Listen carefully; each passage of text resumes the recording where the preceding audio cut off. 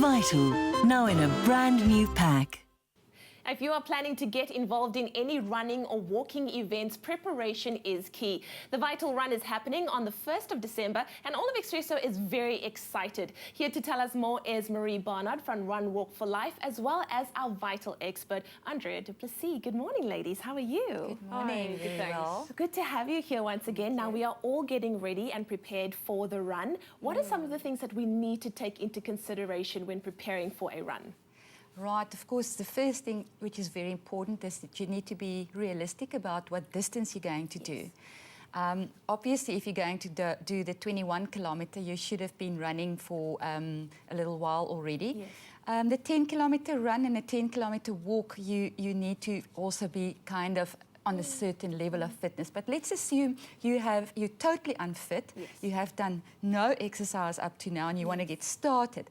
I would suggest start walking 15 minutes a day, 3 times a week is a good place to start, and increase it, say, with 5 minutes a week, every week, 3 sessions a week. That's some very good advice. Yes, Andrea. Marie always gives good advice with exercise, and they often speak about the pace at which you need to exercise with your heart rate, but I don't think everybody has heart rate monitors. Do you want to share your tip? Yeah. Well, a very good tip is basically very simple. You must be able to talk while you walk, or run for that reason. Okay, so yes. If you can talk while you walk, you know that you're getting there. Exactly. In other words, if you don't have to space your words in between, and you can follow a conversation, you're okay, and you're working at the right capacity. That's a really good tip. I need to walk on that because usually I want to walk in silence. It's because I can't breathe. Now, Andrea, how important is the fluids that you take in? It's very important. The race is on the 1st of December. It's in Somerset West. And even though it's early in the morning, it can get quite hot.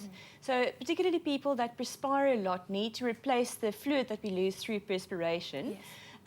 But we should also, everything in moderation, yes. Not too much water.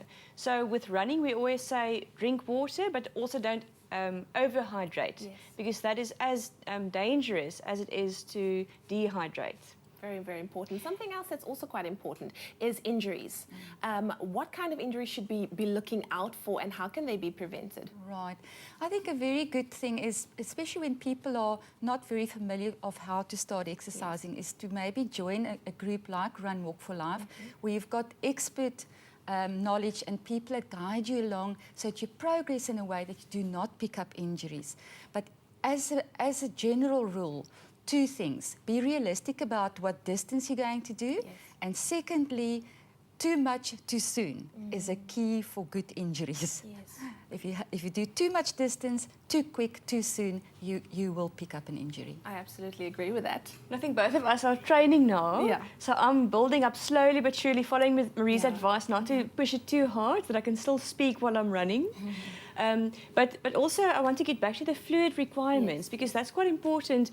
On the race, there are water points. Wonderful. So they say that if you exercise for more than 40 minutes, that's when you start looking at replenishing your fluid intake while you're running.